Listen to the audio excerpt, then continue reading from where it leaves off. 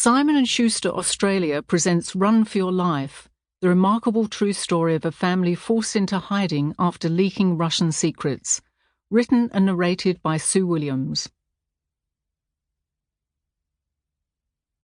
To my son Michael, who carried himself with dignity, respect and maturity through incredibly challenging times, and to my daughter Anya, the strongest and most beautiful person in the world, who, despite her struggles, always found a way.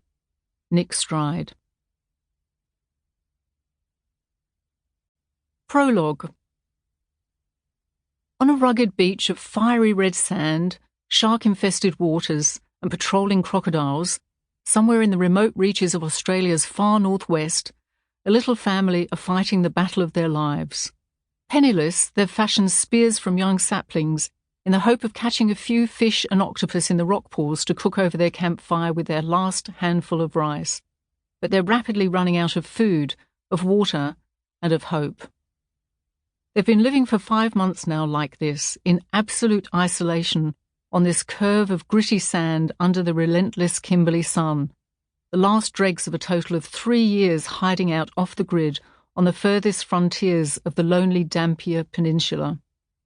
But now the ragged barefoot family of 4, British man Nick Stride, his Russian wife Luda, their son Michael, aged 17, and daughter Anya, 16, realise they can't survive like this for much longer.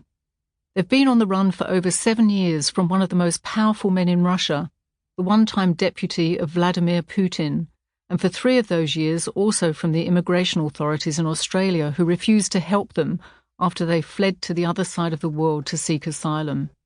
Now, however, they know their time as fugitives must be coming to an end. It was all becoming too much, Nick says. It was so hard living like that. By then we were all absolutely as tough as nails, but we were starting to crack under the pressure. I think a lot of people might have died in that situation, and I knew we well might if it went on.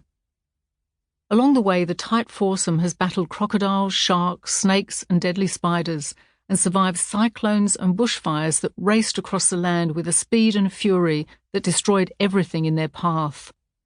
They've been stranded at sea on a tiny dinghy with a broken engine, drifting into ever deeper waters, stuck in a quagmire of sand in battered vehicles, and forced to wade through waist-deep floods when the monsoonal rains broke. Now, in threadbare clothes and with their skins stained a deep red from the pindan dust, so fine it has seeped through everything, they're ready to give up, close to the very end of their limits. And then, one day, a man... Sample complete. Ready to continue?